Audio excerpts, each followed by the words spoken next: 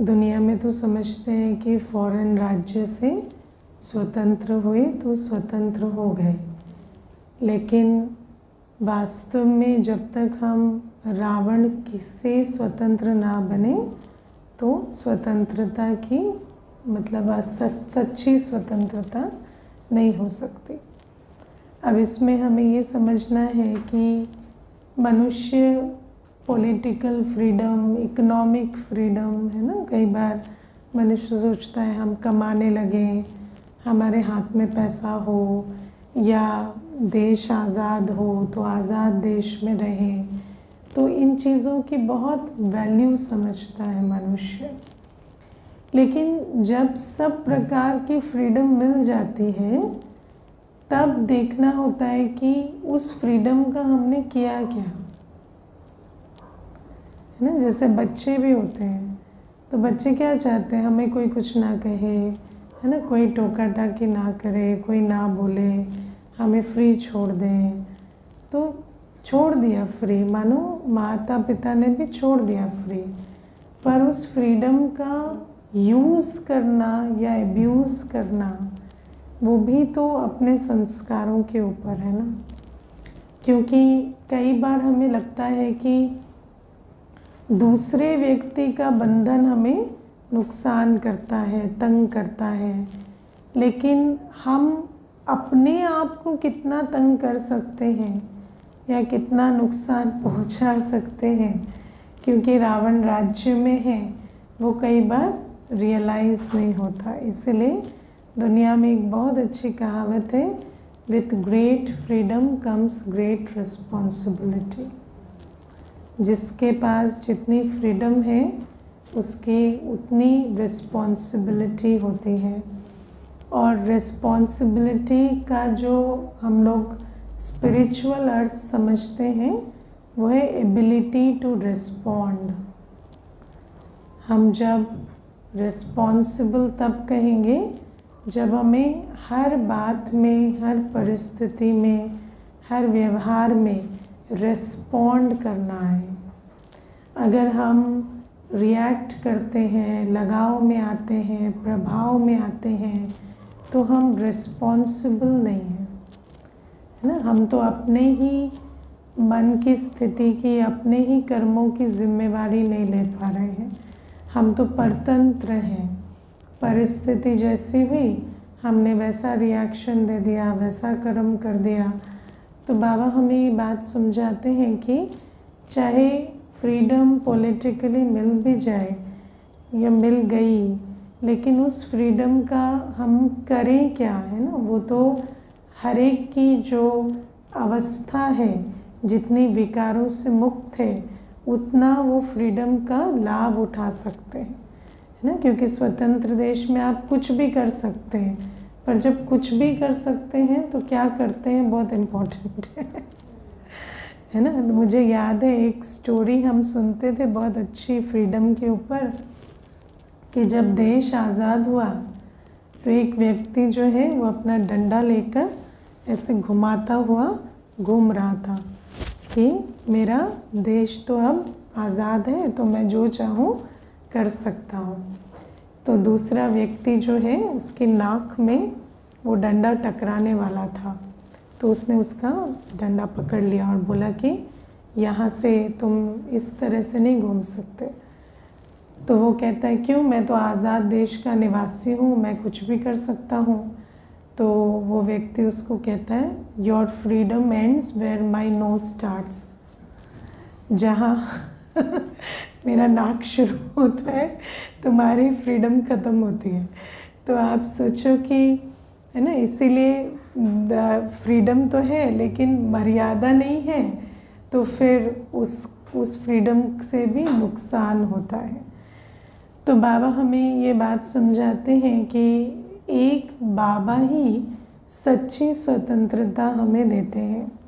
और कई बार बाबा बापूजी की भी बात करते हैं मुरली में, कि जब देश की स्वतंत्रता की बात होती है तो हम कहते हैं बापूजी ने स्वतंत्रता दिलाई, लेकिन बाबा कहते हैं कि जो बेहद का बापूजी है है ना, जो बेहद का बाबा है वही आकर हमें सच्ची स्वतंत्रता दिलाते हैं। अब पहले हमें समझना होगा कि आज बाबा ने बहुत अच्छी एक बात कही कि जब रावण राज्य होता है तो पहली चीज़ जो स्टार्ट होती है वो है देह अभिमान। देह अभिमान शुरू से नहीं था, जब देह अभिमान आया तो रावण राज्य स्टार्ट हुआ। अब देह अभिमान में जब हम सबसे पहले देह अभिमान को समझते हैं तो हमें समझना होता है शरीर का भान, है ना। मैं आत्मा शरीर की लिमिटेशन में आ जाती हूँ। आप इस पर विचार करके देखो, आत्मा सब कुछ अनुभव करती है, आत्मा हर कर्म करती है, राइट। आत्मा करता है, आत्मा एक्सपीरियंसिंग एंटिटी भी है। और आत्मा सब कुछ किसके द्वारा करती? मन बुद्धि के द्वारा। जो जहाँ आत्मा की बुद्धि एकाग्र होगी आत्मा उसको अनुभव कर सकती है। जो संकल्प आत्मा क्रिएट करे, डिसीजन ले बुद्धि से, वो कर्म कर सकती है। लेकिन जब आत्मा देह भान में आ जाती है तो आत्मा का जो बुद्धि योग है वो कितना लिमिटेड हो जाता है। क्योंकि जब हम आत्मा देह भान में आ जाते हैं तो हमें लगता है कि हम जो देख रहे हैं आँखों से उसके बियॉन्ड तो हम सोच ही नहीं सकते। हमारा मन बुद्धि की जो बाउंड्री है वो इन शरीर की कर्मेंद्रियों से लिमिटेड हो जाती है।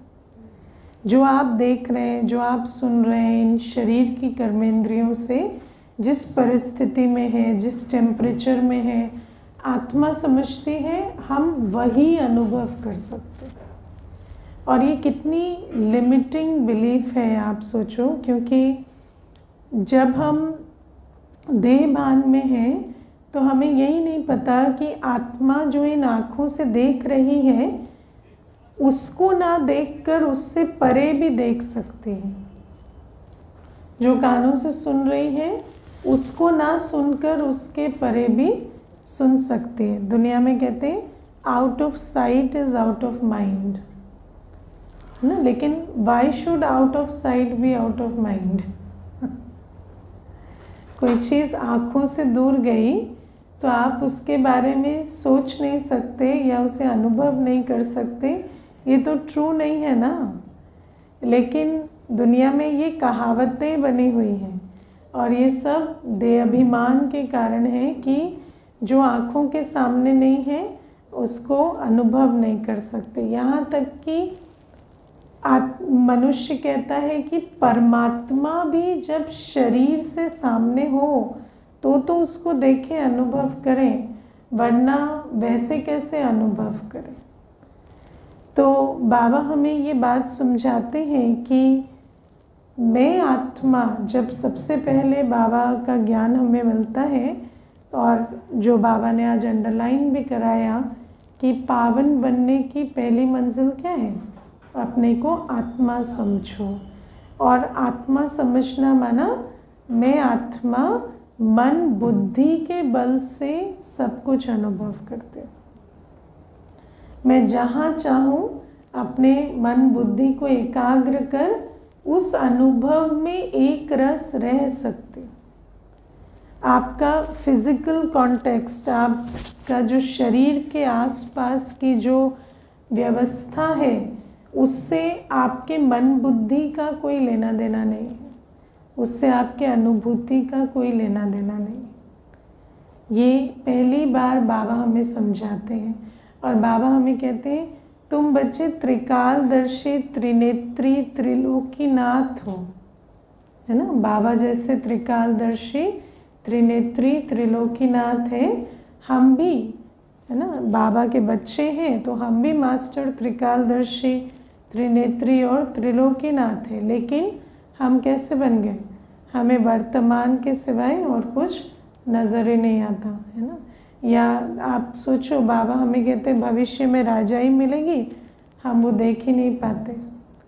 हम उसके नशे खुशी में रह भी नहीं पाते, है ना। सोचो, बाबा हमें कहते हैं कि तुम्हें भविष्य में राजाई मिलेगी, वो भी स्वर्ग की, लेकिन उसके नशे खुशी में रहते कैसे?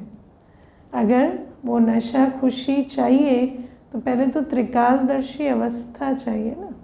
लेकिन मनुष्य आत्मा देहाभिमान में इतना होती है कि इस समय वर्तमान काल और वर्तमान जो आँखों से, कान से, इंद्रियों से अनुभव हो रहा है, उसी के जैसे जेल में रहती, उसके बियॉन्ड वो अनुभव नहीं कर पाते। तो बाबा हमें फिर कहते हैं कि जब तुम्हें रावण की जेल से निकलना है तो सबसे पहले क्या करो? प्रैक्टिस करो। मैं आत्मा हूँ, मैं जिस स्वमान, जिस स्थिति, जिस अनुभव में, जिसके साथ बुद्धि योग लगाकर जितनी देर रहना चाहती हूँ मैं रह सकती हूँ। बाबा ने हमें ये पावर समझाई कि ये पावर हमारे अंदर है, लेकिन उस पावर के ज्ञान से सब कुछ नहीं होता।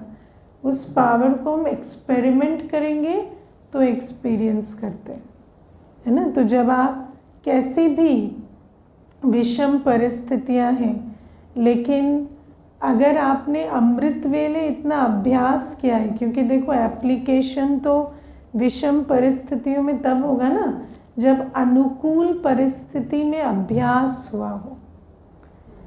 लेकिन कई बार मनुष्य आत्मा ये बात नहीं समझते। क्या समझते? कि एप्लीकेशन के टाइम पे अभ्यास करेंगे। हमें लगता है जब परिस्थिति विषम होगी, प्रतिकूल होगी, तब हम प्रैक्टिस करेंगे कि मैं आत्मा हूँ, मैं देखते हुए ना देखूँ, सुनते हुए ना सुनूँ, ये पॉसिबल है। लेकिन बाबा कहते हैं तुम्हें अनुकूल परिस्थिति में अभ्यास करना पड़ेगा। और अनुकूल परिस्थिति कब होती है? अमृत वेले। अनुकूल परिस्थिति कब होती है? अमृत वेले। अमृत वेले आपका टाइम है, सब सोए हैं ना, तो उस समय आप बैठकर अभ्यास करो। उस समय बैठकर स्वमान लेकर या कोई ना कोई गुण शक्ति में मुझे स्थित होना है, ये लक्ष्य लेकर, और जितनी देर चाहो, अपने को जितना टारगेट दिया है उतनी देर उस स्वमान में, उस स्थिति में स्थित होने का अभ्यास करो। मैं सुख स्वरूप आत्मा हूँ, है ना। फिर चाहे अमृत वेले उस समय फैन चलाना भूल गए, मान लो फैन चलाना भूल गए, तो क्या करेंगे? उठ के फैन चलाएंगे, फिर मैं सुख स्वरूप आत्मा हूँ। है ना। तो अनुकूल परिस्थिति में जो छोटे छोटे चैलेंजेस हैं, है ना, कोई मच्छर मक्खी आ गए, कुछ हो गया, तो उन बातों को पार करना है। शरीर को एक पोस्चर में रखा है, अब उस शरीर में कुछ हलचल हो रही है, पाँव सो गया, कुछ हुआ, तो उसमें फिर मैं आत्मा सुख स्वरूप में इसी अवस्था में बैठ सकती हूँ। तो कितनी भी, और उस समय क्या ही हलचल होती है, लेकिन जो थोड़ी बहुत होती है, क्योंकि हम हलचल की दुनिया में हैं, तो कुछ ना कुछ अमृत वेले भी होता है। या नींद की खींच हो रही है तो उस मैं निद्राजीत होकर और उस जिस स्थिति में बैठना चाहूँ, ऐसे नहीं बस मैं निद्राजीत नहीं, मैं सुख स्वरूप या शांत स्वरूप या स्नेह स्वरूप या शक्ति स्वरूप, जिस अवस्था में बैठना चाहूँ मैं उस अवस्था में बैठ सकूँ। तो सबसे पहले तो आत्म अभिमानी बनने का अभ्यास करना होता है। अगर आत्म अभिमानी नहीं तो बाबा की याद पक्की नहीं रह सकती। बाबा को याद करना नेक्स्ट स्टेज है, लेकिन किसी स्वमान में स्थित हो सके एक रस, वो सबसे पहले चाहिए। कि शरीर में, प्रकृति में कोई भी आसपास हलचल है, पर मैं आत्मा जिस स्वमान, जिस लक्ष्य के साथ बैठी हूँ उसमें बैठ सकूँ। तो बाबा कहते हैं सबसे पहले आत्मा को ये रियलाइज़ करना है कि मैं कर्मेंद्रियों की मालिक हूँ और मैं मन बुद्धि के आधार से वो अनुभव कर सकती हूँ जो मेरे फिज़िकल कॉन्टेक्स्ट के अनुकूल नहीं है, है ना। क्योंकि ज्ञान मिलता है लेकिन कई बार वो अनुभव की शक्ति नहीं है ना। और अनुभव की शक्ति नहीं है, इसीलिए फिर जब आसपास कोई, बाबा कहते हैं अंत में देखो कैसी सीन्स होंगी, तो उस समय बाबा की याद में कैसे रहेंगे अगर अभ्यास नहीं किया है। तो पहली चीज़ ये। फिर बाबा कहते हैं, बाबा ने हमें आत्मा की शक्तियों का, गुणों का, आत्मा अविनाशी है, आत्मा भ्रिकुटी में बैठती है, ये सारा ज्ञान दिया। दूसरी बात बाबा ने हमें समझाई है कि आत्मा ईश्वरीय संतान है। और जब हम कहते हैं आत्मा को वर्षा बाबा से मिलता है, वो बाप है, हम बच्चे हैं। बाबा कई बार कहते हैं कि बाबा बाप है, हम बच्चे हैं, और आपस में हमारा क्या संबंध है, भाई भाई का। उसका मतलब क्या होता है,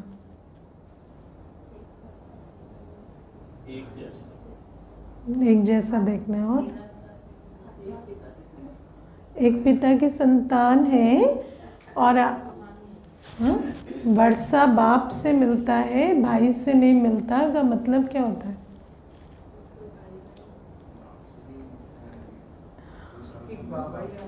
हाँ, हमारे सर्व संबंध, सर्व प्राप्तियां एक बाप से।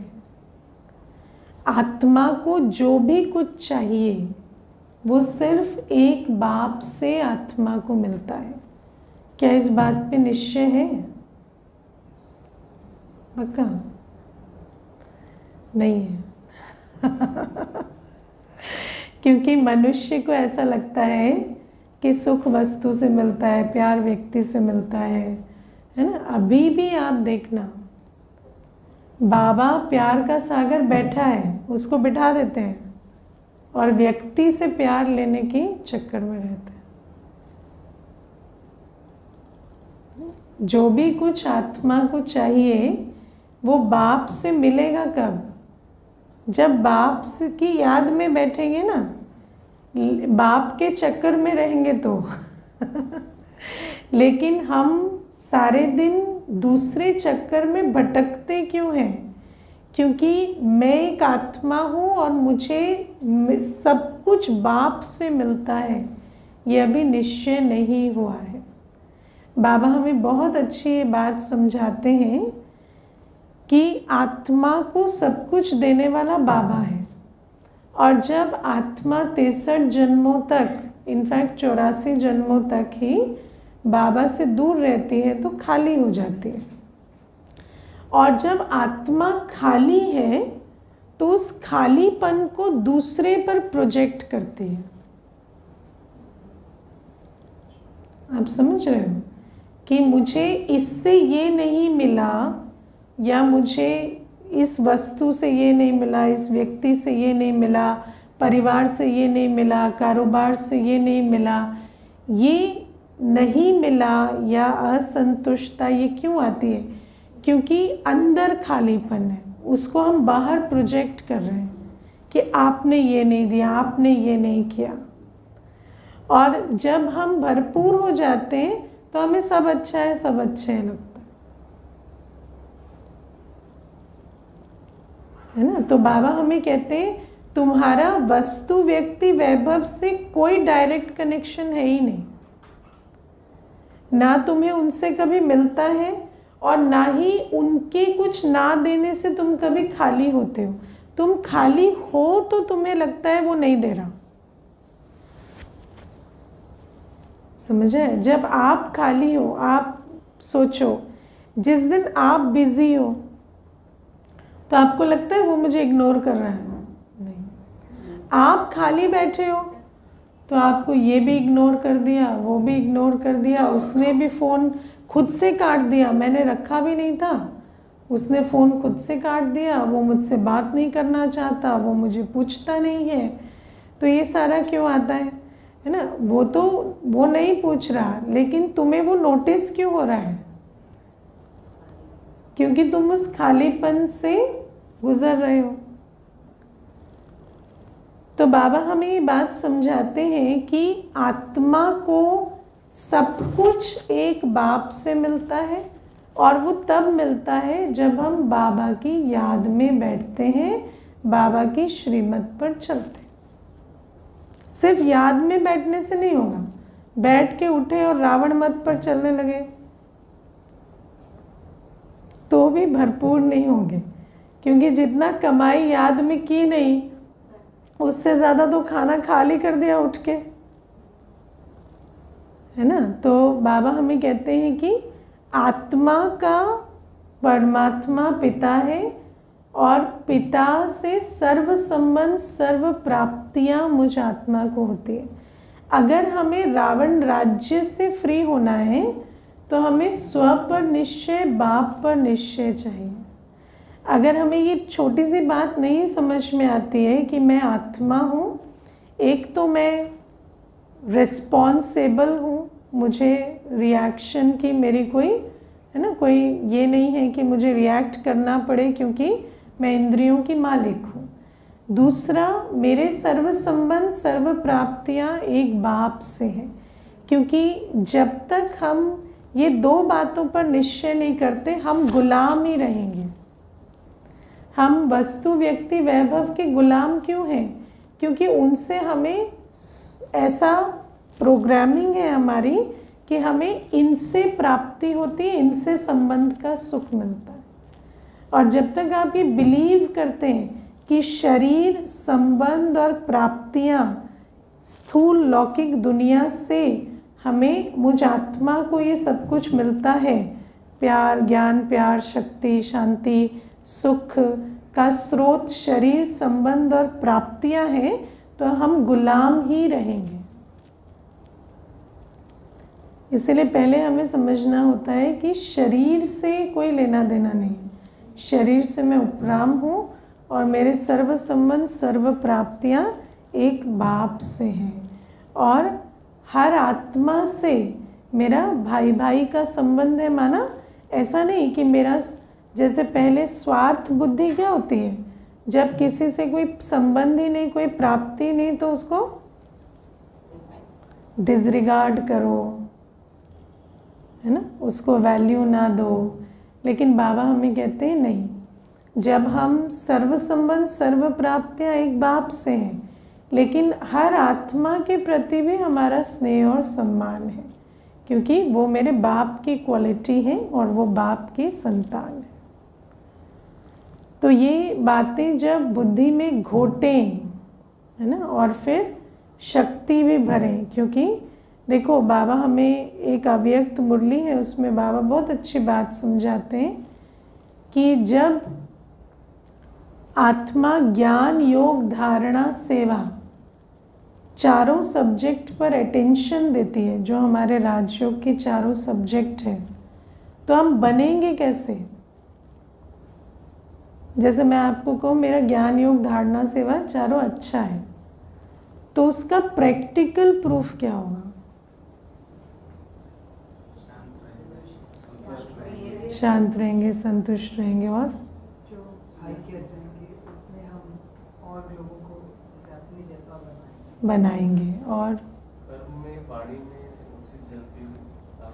हाँ, देखो उसके चार बातें बाबा हमें बताते हैं: नॉलेजफुल, पावरफुल, सर्विसेबल और ब्लिसफुल।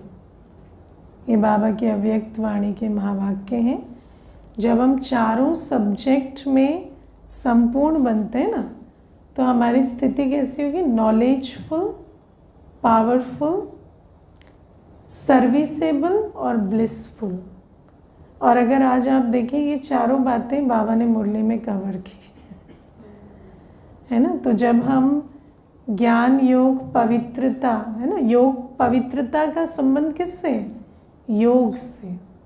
जितना हम अपने को आत्मा समझ बाबा को याद करते हैं और हम आत्मा भरपूर बनते हैं, तो हमारी इस देह और देह की दुनिया से अवस्था उपराम हो जाती है। कब पवित्रता कल समझाया ना शाम की क्लास में, कि पवित्रता माना न्यारी अवस्था, इस दुनिया में रहते भी कहीं भी लगाव नहीं, संपूर्ण लगाव मुक्त। और लगाव मुक्त कौन होता है? जो भरपूर होता है ना। तो नहीं तो हम गुलाम रहते हैं। तो जब सर्व संबंध सर्व प्राप्तियों का अनुभव बाबा से कर कर दिल भरपूर रहती है तो हम पवित्र बनते हैं, है ना। पवित्रता स्थूल रूप में तो धारण करनी ही होती है। ऐसा नहीं कि हम याद करते करते पवित्र बन जाएंगे तो विकार अपने आप छूट जाएंगे, ऐसा नहीं है, है ना। विकारों को भी छोड़ना होता है, काम विकार को भी छोड़ने का पुरुषार्थ करना पड़ता है, क्रोध को भी, है ना। हर विकार को छोड़ने का भी पुरुषार्थ करना है, या इंद्रियों को पवित्र बनाना, भोजन की शुद्धि करना, ये सब करना है। लेकिन साथ में प्योरिटी की शक्ति आएगी योग से। और बाबा हमें कहते हैं जब हम ऐसे बनते हैं, ज्ञान, योग, पवित्रता और सेवा, चारों सब्जेक्ट पे अटेंशन देते हैं, तो हमारी स्थिति कैसी होगी? नॉलेजफुल। और नॉलेजफुल की परिभाषा क्या है? Knowledge is light and might, है ना। नॉलेजफुल की वाणी में क्या नहीं होता? आज बाबा ने कहा नॉलेजफुल ऐसा नहीं कहेगा पता है नहीं करना चाहिए पर फिर भी कर लिया, है ना। तो नॉलेजफुल माना जो पता है नहीं करना चाहिए वो नहीं करते हैं सिर्फ पता है नहीं करना चाहिए पर कर लेते हैं, वो नॉलेजफुल नहीं है। इसीलिए नॉलेजफुल और पावरफुल इकट्ठे जाते हैं। Knowledge is power. अगर नॉलेज से पावर नहीं मिल रही तो नॉलेज इज़ नॉट नॉलेज, है ना। फिर बाबा जो मेन इम्पॉर्टेंट चीज़ बताते निशानी, सर्विसेबल। सर्विसेबल बनते हैं। उनका ऐसे बच्चे जो भी श्रीमत पर कदम बढ़ाते हैं, किसी आत्मा के लिए भी अगर सेवा का संकल्प रखते हैं, किसी को वाणी से कोई बात सुनाते हैं तो उसको तीर लगता है ना। तीर कब लगेगा? जब अपने अंदर धारणा होगी। अगर अपने अंदर पवित्रता नहीं, खुद याद नहीं करते, दूसरे को कहेंगे कि बाबा को याद करो तो वो याद करेगा? नहीं करेगा, है ना। अब सामने वाले की भी तकदीर है, लेकिन एटलीस्ट 50% सफलता तो मिले ना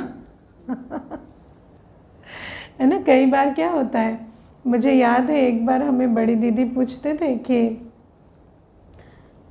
आजकल बहुत सारी आत्माएं आती हैं जो कोर्स करती हैं पर ज्ञान में आगे नहीं चलती, मुरली आदि नहीं सुनते, तो उसका कारण क्या है?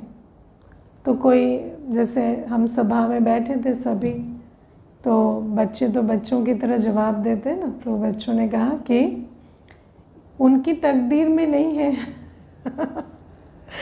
तो दीदी कहते हाँ तकदीर तो ठीक है, लेकिन आपकी भावना क्या है? चाहते हो ना आप कि वो चलें, तो क्यों नहीं चलते? थोड़ा अपने अंदर भी तो चेकिंग करें ना।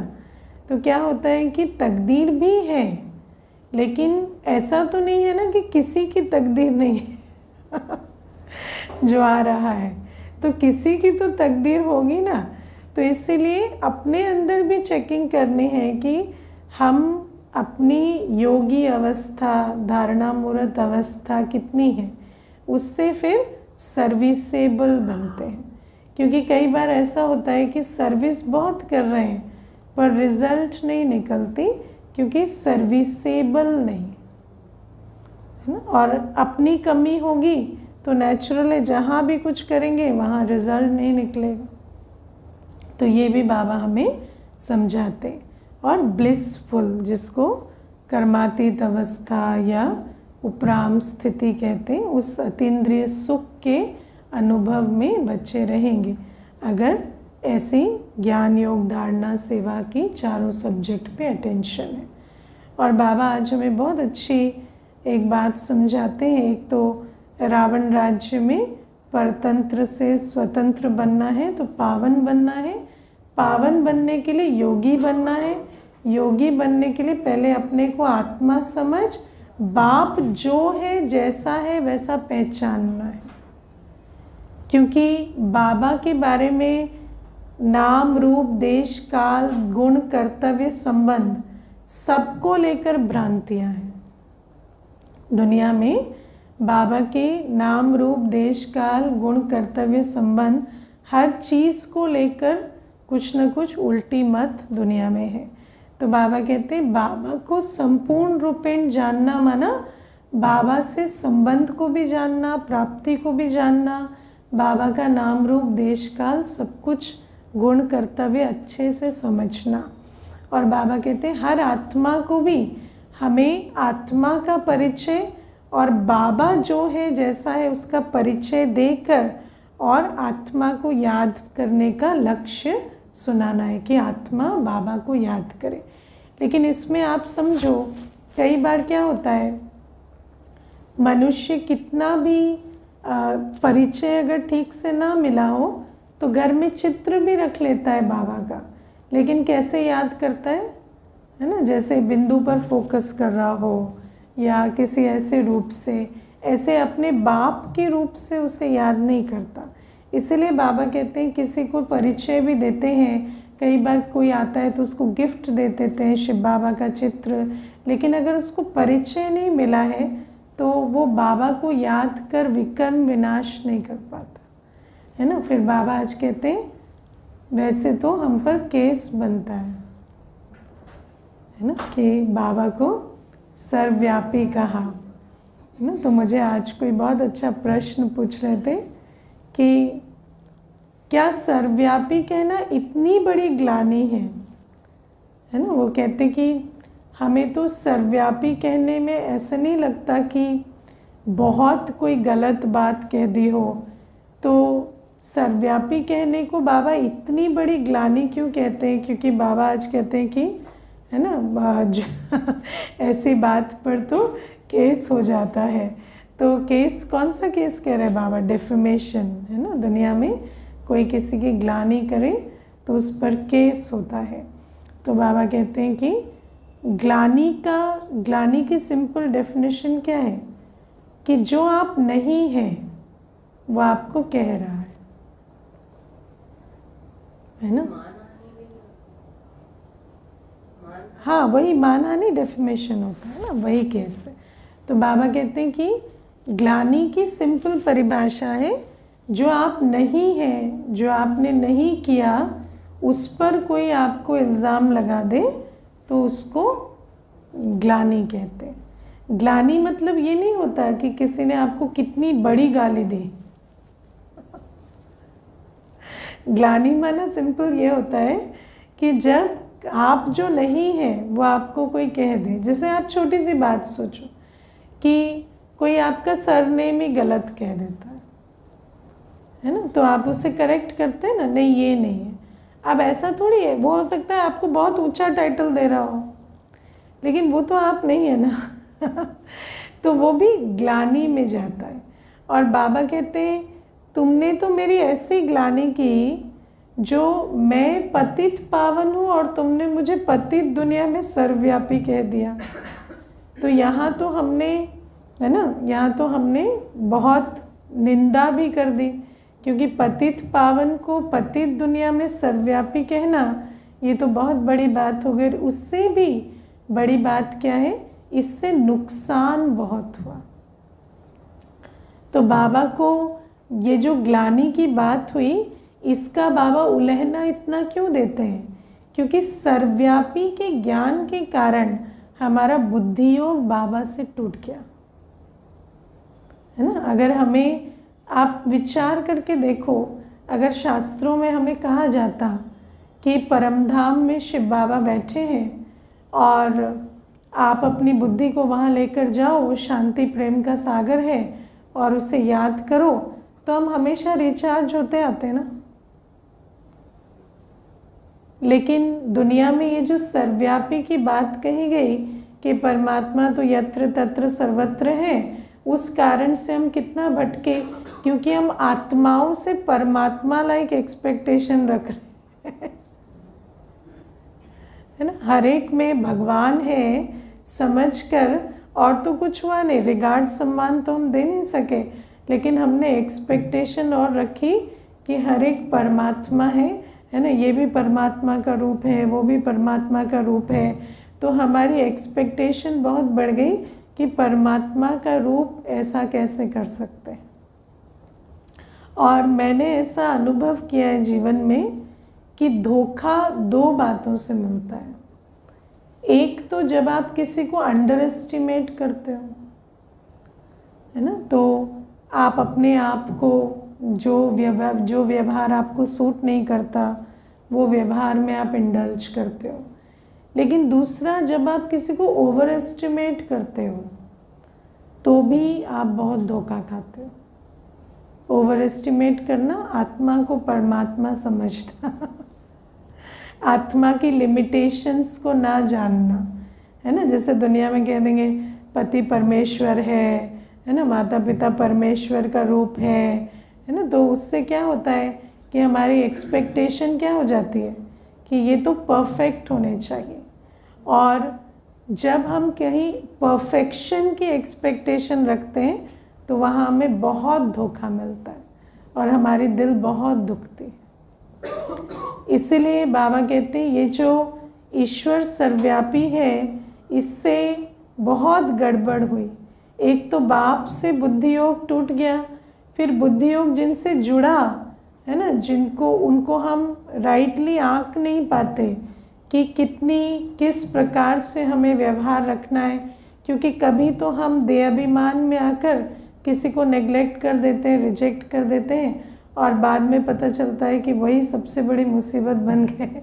और कहीं पर आप देहाभिमान में आकर किसी को बहुत ऊंचा गद्दी पे बिठा देते हैं, और वो जो आत्मा है फिर उनकी, क्योंकि हर एक अपने संस्कार से बंधायमान है, और जब वो उस संस्कार को व्यक्त करते हैं तो फिर आपको धोखे का अनुभव होता है।